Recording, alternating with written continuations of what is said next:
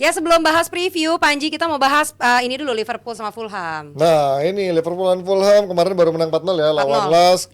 Dan Fulham juga lagi nggak begitu konsisten juga, walaupun Mas Haryo kemarin lagi nge-preview lagi bikin ulasan jersinya bagus tapi jersinya. Tapi kalau lihat Liverpool sekarang, Liverpool yang sudah menjadi udah bisa standing on their feet ketika mereka sekarang udah menemukan gelandang-gelandangnya, walaupun menurut gua gelandangnya masih belum biasa aja. Ya. Tapi somehow mereka sudah menemukan backbone-nya jalan gitu. Actually Anjay, press ya.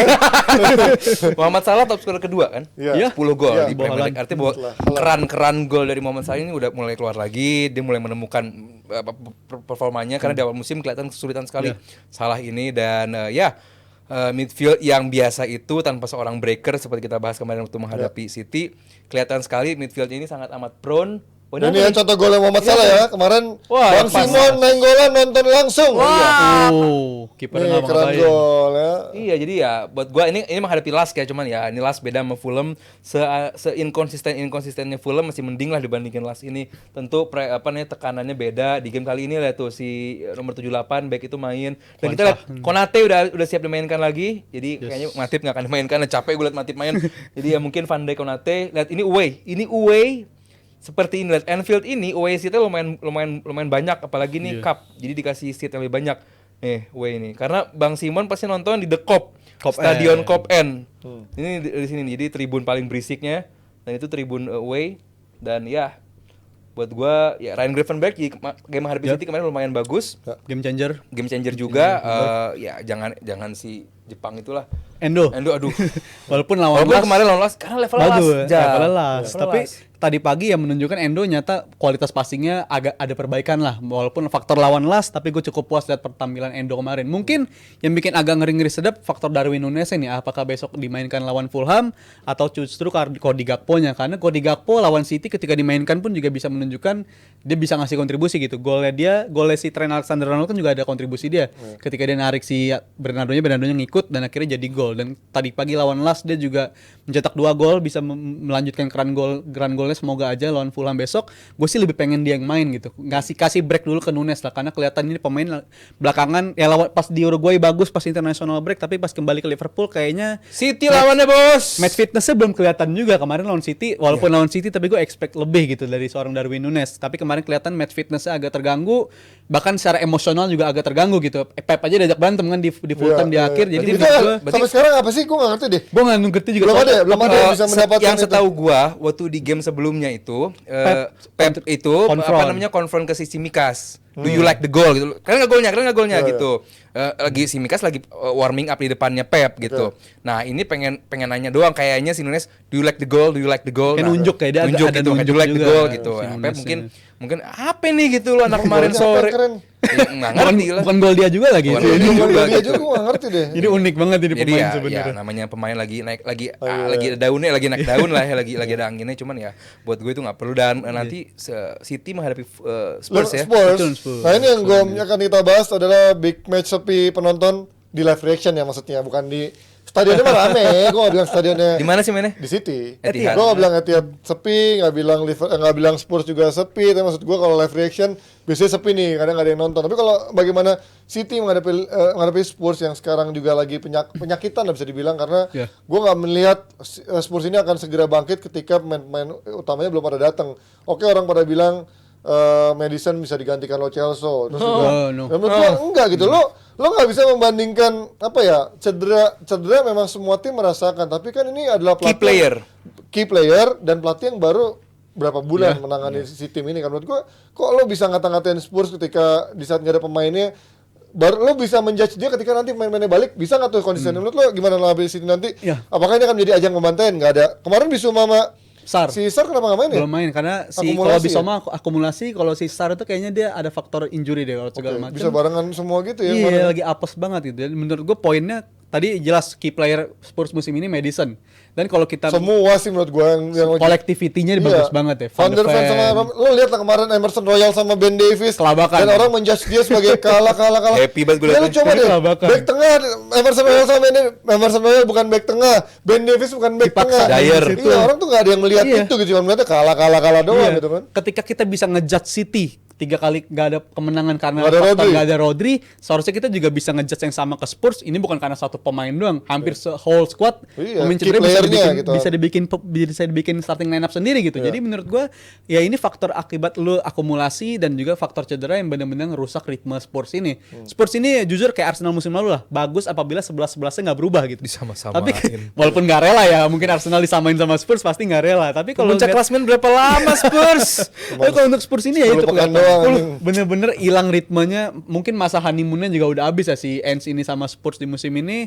Jadi menurut gue ini tantangannya besar banget karena di Desember kita tahu sendiri pekan di Premier League itu sibuk banget dan jadwal akan terus datang tapi pemain lu nggak akan datang dalam waktu 2 atau 3 pekan. Ini cederanya pada jangka waktu yang cukup Richarlison lama juga juga ya. kayaknya agak lama. Mungkin Bissouma yang akan datang lebih cepat karena akumulasi dia akan Kemarin segera antara berakhir. yang Romero kan udah bisa main ya belum ya? Iya, Satu lagi kan Bentancur ya? cedera Oh, 3 juga. kali ya? Romero satu lagi. Bentancur juga cedera makin juga. tambah lagi cedera. Ketika itu lebih apes lagi Bentancur baru Baru bisa balik. dimainin akhirnya langsung jadi Ada starter midfield. datang cedera lagi. Jadi menurut gue ritmenya benar-benar terganggu. Tapi apakah besok akan dibantai sama City? Gue nggak yakin akan dibantai. Justru gue mengharapkan penampilan yang terbuka di antara kedua tim saling Nah, justru ini menurut gua akan dibantai karena Dibantai itu berapa gol? di atas 3. tuh kalau bantai gitu. Tapi 3-1 dibantai nggak? Gue nggak expect segitu. 3-1 3-1 mah enggak lah. aman ya? Nggak Ya, gua kebantai 3-1 lah. Kalah telak aja, tapi Iya, nggak dibantai. dibantai. Karena ketika lawan Aston Villa kemarin pun kalau kita utamakan Aston Villa yang ibaratnya kayak kualitasnya kayak City, mungkin skornya akan gede-gede juga Betul. karena Aston Villa bangun serangannya bagus Itu banget. main di Spurs loh. Di Spurs kemarin dan Spursnya bagusnya cuma 10 menit 20 menit awal lah, habis itu benar-benar kebawa sama penampilannya Aston Villa,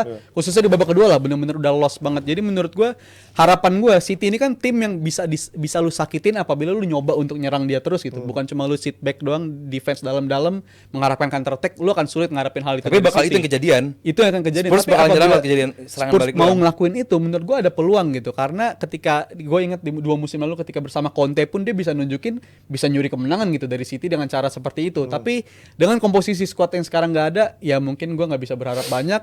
Tapi at least bisa ngasih perlawanan, tapi nggak dibantai. Itu udah syukur bagi gue untuk Spurs di situ. Lu di ngeliatnya City menang, cuman Spurs bukan tanpa perlawanan. Ya, Gimana Spurs menang? Spurs menang ini sama bagaimana Liverpool bisa menang kalau mau menang menghadapi City, itu ada breaker di tengah. Saat ini nggak ada breaker di tengah. Baik Bentancur nggak ada. ya paling kalau Bissouma balik ya kalau Bissouma Bissouma doang. sama Sar ini main, wah ini lain Sar nggak ada cerita. sih kayak cedera sih. Iya makanya jadi mungkin si Lo Celso sama si Bissouma kayak balik. Bissouma kemungkinan balik kalau Bissouma gitu. balik. Bissouma sama Sar, Bissouma sama Lo Celso. Ya ini nggak ideal karena mereka juga jarang atau nggak pernah main bareng. Belum Jadi ya di tengah juga kemungkinan Romero main tapi duetnya sama Romero udah selesai dari kartu Iya, merahnya. Celso. Gue lupa deh. Belum. Oh, belum juga, masih Gue belum. Bissouma duluan yang selesai Mampus itu, lah. bisa datang. Emerson Royal sama Ben Davies lagi tuh sama Eric Dyer paling nggak. di game menghadapi Liverpool, walaupun Liverpool di tengahnya nggak menunjukkan tekanan yang berlebih kepada City, cuman passing City ini biasa aja menghadapi Liverpool. Nggak ada killer pass nggak yang nggak killer pass ini dijalanin. nggak ada. Nah, kehilangan bola mungkin kejadian di game menghadapi menghadapi Spurs. Mungkinkah Spurs bisa konversi hilang bola menjadi serangan balik? Itu bakal menjadi kunci di game kali ini. Apalagi Stones katanya dianggap udah bisa main lagi dan Rodri Stones ini kan ya udah dibandingkan dengan Rodri Akanji ya gua nggak begitu satisfied dengan tandem itu, tapi dengan tandem Stones sama Rodri gue suka banget kapan mereka harus ke depan, kapan mereka harus ke belakang. Ini udah enak banget. Di lini belakang City ya nggak ada masalah juga. Di lini depan ya mungkin Bernardo Silva akan sedikit maju ke depan. Foden gue nggak tahu bakal main apa enggak. Dan ya Haaland tentu ya being Haaland lah gitu. Jadi buat gue di game kali ini kuncinya apakah bisa Spurs memanfaatkan serangan balik lewat kehilangan bola. Selebihnya ya City bakal nyaman. Tapi di lini serang pun menurut gue juga berat ya karena di sektor kiri tuh kayak nggak imbang ya. Brennan Johnson pemain yang menurut gue masih mentah dan levelnya mediocre dan Richarlison pun nggak ada lagi opsinya gitu kan. Artinya menurut kalian Manor Solomon juga cedera. Menurut lo selain Son siapa yang bisa diharapkan? Kalau Kulusevski paling ya. Kulusevski bisa Kulusevski diharapkan. kemarin cuma main bagus sih yang terakhir Main tuh bagus. lawan Aston Villa. Nomor Aston 10. Villa bisa ngacak-ngacak Kena gitu tiang lah. juga berapa kali kan. Main bagus, ngacak-ngacak, tapi lagi-lagi sangat-sangat nggak balance gitu ketika lu kena serangan balik. Karena kemarin lawan Aston Villa Kulusevski, abis itu Brennan Johnson, Nggak ada yang turun. Carles Hill juga mainin secara bersamaan. Padahal karakternya mirip-mirip juga tuh Kalau tiga-tiganya. sih siapa? Brian Gill. Gil. Brian Gill. Brian Gill. Carles Carles Gill Gill siapa beda. dia? Carles Gill ada pemain lagi. Oh, Gill. iya, itu mah di Gill Spanyol sana. anjir. Iya, ini Brian Hill, sorry. Ini main bertiga bareng-bareng dari awal dan ditambah lagi Lo Celso di tengah yang sama sekali bukan tipe gelandang Males yang anjing Lo Celso mah. Iya, dia tipe gelandang yang ngarapin bola ke kaki, Gelandang ngarapin flamboyan bola dia. yang bola-bola aman gitu, bukan tipe gandeng yang ambil resiko gitu kayak James Madison contohnya. Jadi menurut gue squad ini sama sekali belum balance. Ya apalagi tengah depannya aja nggak balance, ditambah lagi lini belakang lu nggak ada tipe yang ngatur kayak ala Romero. So error prone-nya Romero tetap at least dia punya kontribusi leadership di lini belakang, itu dibutuhkan banget di Spurs di musim ini. Harapan gue sih ya City Susah kalah, Spurs menang, tapi ya kayaknya MU menang menghadapi Newcastle terus masuk 4 besar karena Spurs kalah sama City. Itu bakal ketat banget. Mantap banget sih itu ya. Tapi kalau lini tengahnya City menurut kalian dengan seberapa besar peluang untuk Matheus Nunes Calvin Phillips untuk bisa main, karena mereka kan waktunya nggak banyak gitu, terutama untuk Calvin Phillips ya, dia harus cepat-cepat mikir nih Januari cabut apa enggak, mengingat ada Euro tahun depan. Iya, walaupun mungkin Southgate tetap memberikan tenang, aman, kalau nggak main juga nggak pasti. Cuman gue nggak lihat Pep akan melakukan rotasi berlebih di game kali ini, tetap dia bakal treat ini game yang serius juga, dia butuh 3 poin, nggak ada alasan untuk kepleset. Karena kita lihat lah emang performa City emang lagi nggak sebagus biasanya gitu. Serangannya juga ya mulai ketebak lawan. Beruntung sekarang punya pemain seperti Doku di kiri yang eksplosif banget. Asisnya juga lumayan bagus, dia licin banget. Take on sama Julian Alvarez juga berarti Grealish makin susah dong. Rotasi Ji ini karena timnya Pep ini nggak selalu lumayan bagus di game week ini, di game week depan bakal main lagi kecuali Haaland ya. Selebihnya rotasi bakal dilakukan. Cuman ya buat gua Grealish dia adalah seorang team player. Dia bagus saat dia punya sumbangsi dari pemain dari lawan, dari temennya juga yang cukup bagus. Cuma kalau Doku dia pemain yang bisa sendiri ngacak-ngacak, dan ini cukup memudahkan bagi Haaland mendapatkan asis-asis dari Doku. Terbukti waktu game menghadapi Bournemouth itu luar biasa sekali.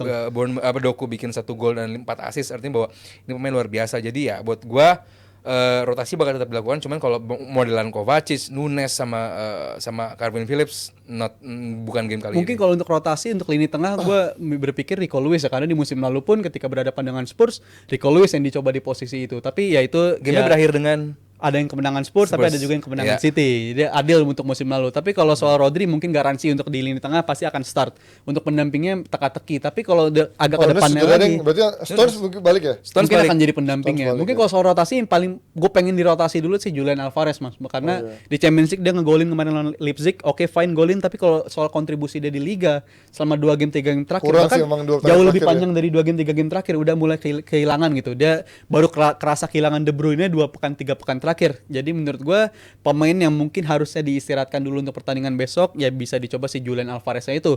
Bukan karena dia penurunan performanya anjlok banget, tapi kontribusinya agak berkurang dan mungkin ada faktor dari match fitness juga. Jadi gue akan happy apabila ngelihat dia diparkir dulu deh, jangan dipaksakan untuk jadi starter, karena kemarin lawan Leipzig pun juga efeknya bagus gitu. Nggak start dari awal, main jadi sebagai pemain pengganti, terbukti bisa back on the score sheet. Mungkin resep yang serupa bisa dicoba juga ketika lawan Spurs. Kalau gue Foden yang diistirahatkan. Kan? Iya, karena ini pemain kan kadang di kanan, kadang di tengah, kadang di kiri. Luas banget scope permainannya, dan ya buat gua nggak ada alasan yang tadi Rizal bilang untuk menggantikan Alvarez ya, karena dia emang sedang diplot untuk menjadi pengganti De Bruyne dalam jangka panjang. Cuman ya emang performa dia nggak bikin gol, cuman secara permainan, secara in game play-nya lumayan bagus sih. Cuman kalau kontribusi dia kan sebagai nomor 10 atau ya sebagai striker bayangan, kalau nggak assist ya bikin gol, itu belum dilakukan oleh Alvarez sejauh ini. Cuman ya buat gua cuman nggak maksimal. Cuman ya buat gua Foden karena dalam jangka panjang dia pemain yang lebih penting.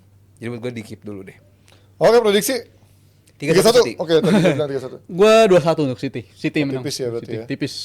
Oke, itu dia prediksi dari big match antara City lawan Spurs nih. Ya nanti kita nantikan aja lah ya hasilnya akan seperti apa, sesuai harapan atau mengejutkan, beda sama harapan kalian. Pokoknya nanti semuanya akan kita bahas di hari Senin depan, Jebret. Betul. Terima kasih Sarimande dan Aoi. Kita ketemu hari Senin. Dadah. Happy weekend. Happy weekend.